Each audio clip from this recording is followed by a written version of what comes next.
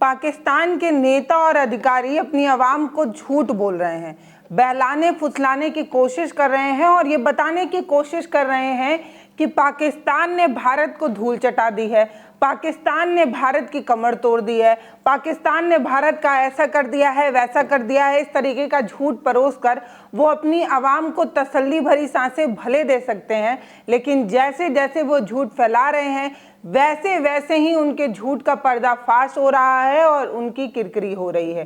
पाकिस्तान की तरफ से इतने झूठ फैलाए जा रहे हैं, इतने झूठ फैलाए जा रहे हैं कि हर इंसान अपना माथा पटक ले। झूठ और सिर्फ झूठ पाकिस्तान की तरफ से कहा जा रहा है और झूठ को पर्दाफाश करने के लिए किसी और के वीडियोस नहीं, खुद पाकिस्तान से ही वीडियोस सामने आ रहे हैं और खुद पाकिस्तान की संसद से कई ऐसे वीडियोस सामने आए जिसमें अपने ही नेता को वहां के सांसद ये कहते भी नजर आए कि मोदी का नाम लेने में डर लगता है। अपने ही प्रधानमंत्री को यानी कि पाकिस्तान के प्रधानमंत्री को पाकिस्तान के सांसद ने ये साफ कहा कि हिम्मत नहीं होती है कि मोदी का नाम ले लें, गीदड़ों के बीच में एक शेर चला आया है। इस तरीके की बात कहते हुए वो मोदी को शेर और पाकिस्तान की सेना को गीदड़ कहते नजर आए। ये जो सांसद हैं वो भारत के नहीं है, पाकिस्तान के सांसद खुद ही पाकिस्तान के प्रधानमंत्री को इस तरीके की बात कहते नजर आए। तसल्ली से आपको बताऊंगी कि कैसे पाकिस्तान झूठ परोस रहा है और पाकिस्तान का ये झूठ खुद पाकिस्तान में ही जो है वो पोल खुल जा रहा है, जिससे उसकी आवाम को सच पता चल जा रहा है। पहलगांव आतंकी हमले के बाद हमने ऑपरेशन सिंदूर के माध्यम से कैसे 9 आतंकी ठिकानों को नस्तनाबूद किया था, उसका एग्जाम्पल आप सभी के सामने है। और उस आतंकी ठिकानों से तिलमिलाया पाकिस्तान जो है वो कैसे अपने ड्रोन भारत में भेजने लगा था और कैसे वो भारत के अलग अलग शहरों को निशाना बना रहा था। इसी वजहों से हमने पाकिस्तान की कुल जो है वो 11 एयरबेसों को निशाना बनाया और उसे चकनाचूर कर दिया, नस्तानाबूद कर दिया। 11 एयरबेस उड़ाने के बाद पाकिस्तान की तरफ से ये कहा जा रहा है कि भाई साहब युद्ध तो हमने जीत लिया है, भारत को हमने धूल चटा दिया है। इस तरीके की बात पाकिस्तान की तरफ से कही जा रही थी और अब हालिया वीडियो जो पाकिस्तान की संसद से सामने आया है उसमें आप खुद देखिए कि पाकिस्तान के सांसद कैसे बता रहे हैं कि भारत जो है वो पाकिस्तान की सीमा में घुस गया और सिर्फ घुसा ही नहीं, उसने एयरबेस तक को तबाह कर दिया। तो एक तरफ भारत की सेना ये कहने की कोशिश कर रही है कि भारत पाकिस्तान में जो युद्ध हुआ उस युद्ध में जो है वो पाकिस्तान जीत चुका है। पहले तो ये कोई युद्ध नहीं था, लेकिन इसे पाकिस्तान युद्ध बता रहा है और अपने जीत की फतह भी खुद ही लहरा रहा है। अपने जीत के झंडे को लहराते हुए पाकिस्तान ये बताने की कोशिश कर रहा है कि भारत को धूल चटा दिया, जबकि पाकिस्तान के संसद से कई ऐसे वीडियोस सामने आ रहे हैं जिसमें उनके सांसद खुद ही बता रहे हैं कि कैसे भारत पाकिस्तान की सीमा में सिर्फ नहीं घुसा, आतंकी ठिकानों को सिर्फ नस्तानबूद नहीं किया, बल्कि पाकिस्तान जो तिलमिलाकर भारत के शहरों को निशाना बना रहा था उसके जवाब में हमने वहां के एयरबेसों को भी तबाह किया। आप ये वीडियो सुनिए। पाकिस्तान और हिंदुस्तान की लड़ाई का जिसका हमने मजम्मत भी किया है, लेकिन किसी ने ये नहीं पूछा कि GHQ से 5 किलोमीटर चकलाला एयरबेस तक ये ड्रोन कैसे पहुंचा, ये धमाका कैसे हुआ, और अगर हमारे हदूद में ये यहाँ तक आ सकता है तो इसके लिए सर मुझे तो अफसोस है कि कम से कम इतनी बड़ी लड़ाई लड़ने के लिए जॉइंट सेशन होना चाहिए। जॉइंट सेशन की इजाज़त से फिर हमारे मुल्क को लड़ना चाहिए। जब यहाँ तक आपके हालात आ सकते हैं कि चकलाला एयरबेस पे बम गिर सकते हैं, तो हमें तो कम से कम इन चीज़ों का देखना। सर ये एक बड़ी सीरियस चीज़ें हैं, लेकिन हमारे लोग यहाँ आके सर उस चीज़ पे बात करते नहीं हैं, क्योंकि फिर कुछ लोग नाराज़ होते हैं। हमें कुछ लोगों की नाराज़गी नहीं चाहिए सर, खुदा करे जिस तरह नाराज़ होते हैं नाराज़ हो जाए। हमें अपना मुल्क प्यारा है, हमें अपना जमहूरी निज़ाम प्यारा है। हम इस हाउस का, नीचे वाले हाउसों का सर इसकी ताकत और इस यहाँ से जो फैसले होते हैं सर वो सही होते हैं। अब जिस तरह ये वाक़या हुआ है सर खुशदार का, इस तरह बहुत सारे वाक़यात हुए। मतलब आप बलूचिस्तान में किसी को बोलने नहीं दे रहे, वहाँ पे अगर कोई भी बंदा अपनी बात करने के लिए आएगा आप उसको बंद करते हो जेल में। आज भी बहुत सारे लोग हमारे, बहुत सारी बेटियाँ हमारी आज भी जेल में, मारंग वाले सारे जेल में और MPO में। मतलब हमारा फौज अभी तक 9 मई से नहीं निकला, न वो इमरान खान से निकल रहे। बस छोड़ दो भाई उसको, आपने जेल में डाल दिया, उसको सजा दे दी है, अब छोड़ दो अदालत को। आप क्यों पीछे पड़े हो? अडियाला जेल को कवर आपने किया है। अमल वाली चले गए इसलिए आप ये बातें कर रहे हैं। नहीं सर, मैं वो बात कर रहा हूँ इस मुल्क की जमहूरी निज़ाम के लिए कर रहा हूँ। मुझे ना इमरान खान से कोई कंसर्न है, ना मुझे नवाज शरीफ से है। मैंने 10 दफ़ा इस हाउस में बोला कि अगर हमारे ऐसे लीडर जैसे नवाज शरीफ वालों को या जरदारी साहब या बिलावल वाले ये नहीं सोचेंगे या इमरान खान नहीं सोचेगा, इस मुल्क का कुछ नहीं होगा। पाकिस्तान भारत की सैन्य कार्रवाई को झूठा बता रहा है, लेकिन भारत को साक्ष्य देने की जरूरत नहीं पड़ रही। खुद पाकिस्तान से ही कई ऐसे वीडियो सामने आ चुके हैं जिससे ये साफ हो रहा है कि भारत ने जिस तरीके से ऑपरेशन सिंदूर को सफल बनाया वो पाकिस्तान की कमर तोड़ने के लिए काफी था। भारत ने जिस तरीके से एक्शन लिया है उससे पाकिस्तान तिलमिलाया हुआ है, और सिर्फ पाकिस्तान ही नहीं, पाकिस्तान के कई बड़े नेता, कई बड़े अधिकारी भी इस चीज को लेकर तिलमिला गए हैं, उल जलूल बकवास किए जा रहे हैं। बड़े नेता अधिकारी अपनी आवाम को हौसला बढ़ाने के लिए झूठ परोस रहे हैं, अनाप शनाप बक रहे हैं। कभी कह रहे हैं कि भारत पाकिस्तान के संघर्ष में पाकिस्तान को फतह मिल गई और भारत जो है वो हार गया, इस तरीके की चीज़ें बताने की कोशिश कर रहे हैं। वहीं पाकिस्तान की जो सेना है, सेना के जो प्रमुख हैं वो ये बताने की कोशिश कर रहे हैं कि जिस तरीके से हमने सिंधु नदी जल समझौते में पाकिस्तान को जल देने से मना कर दिया है, पानी देने से मना कर दिया है, उस चीज़ से तिलमिलाया हुआ पाकिस्तान ये कह रहा है कि अगर हम सिंधु नदी का जल नहीं छोड़ेंगे पाकिस्तान के लिए तो पाकिस्तान जम्मू कश्मीर पर अपना कब्जा जमा लेगा और वो 6 नदियों को जो है वो कब्जे में ले लेगा।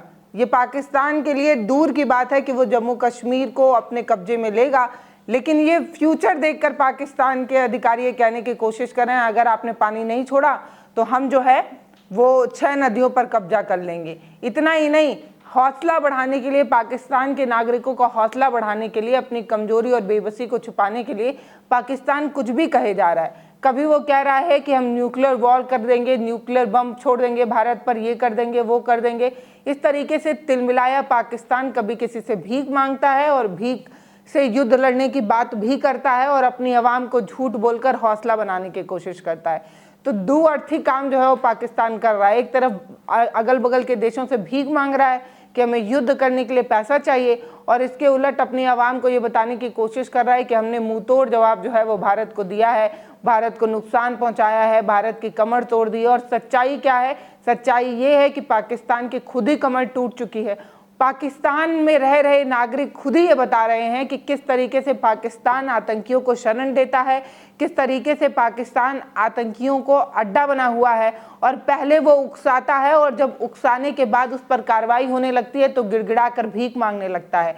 आप खुद जानेंगे, आपको पता होगा कि एक वीडियो सोशल मीडिया पर वायरल हुआ जिसमें पाकिस्तान का रहने वाला एक व्यक्ति खुद ही बता रहा है कि पूरी गलती जो है वो पाकिस्तान की है और भारत का जो ऑपरेशन सिंदूर है उसका वो समर्थन करते नजर आ रहा है। मतलब एक पाकिस्तानी नागरिक जो पाकिस्तान का रहने वाला है वो भी भारत के ऑपरेशन सिंदूर को सफल बना रहा है और उसे सफल होने का समर्थन भी कर रहा है। इससे एक बात तो साफ है, पूछिए क्या, कि आतंकवाद के खिलाफ आवाज कहीं से भी उठ सकती है, वो पाकिस्तान से भी उठ सकती है।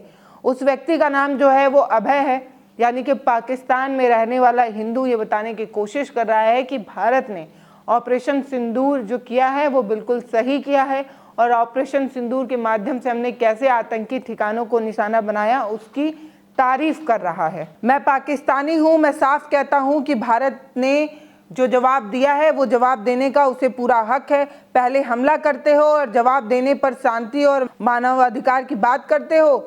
पहले 26 बेगुनाहों को मार दिया और अब शांति की बात कर रहे हो। इस तरीके की बात अभय कहते नजर आ रहे हैं। अभय ने क्या कहा है ये वीडियो आप खुद देखिए। I am Pakistani and I will say it straight. India had every right to hit back. First, you attack their people and when they respond, suddenly it's all about peace, human rights. But where was that same energy when 26 innocent lives were lost? Now, when India hits back, Pakistan suddenly starts playing the victim card. And yes, no one prefers war, neither India nor Pakistan. But when you start breeding terrorism, don't act surprised when it comes back your way. And it's easy to preach peace when it's not your people getting killed. And finally, let's not forget that India never started this. They just responded. And to me, that is not an act of war. That is just justice. इतना ही नहीं, पाकिस्तान के संसद में पाकिस्तानी सांसद हैं शाहिद खट्टर, वो अपने ही प्रधानमंत्री को ये कह रहे हैं कि प्रधानमंत्री का नाम लेने में फट जाती है, प्रधानमंत्री का नाम लेने की हैसियत नहीं है पाकिस्तान के प्रधानमंत्री की। वो साफ कह रहे हैं कि गीदड़ों की फौज का मुकाबला एक शेर से हो गया है। क्या कह रहे हैं आप खुद सुनिए।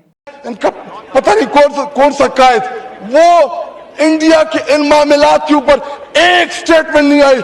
जनाब डिप्टी स्पीकर साहब, मुझे टीपू सुल्तान के वो एक कॉल याद आ रहा है कि अगर एक लश्कर जिसका सरदार शेर हो और उसके साथ लश्कर में गीदड़ हो तो वो शेरों की तरह लड़ते हैं। अगर शेरों का लश्कर उसका सरदार गीदड़ हो तो वो नहीं लड़ सकते, वो जंगे हार लेते हैं।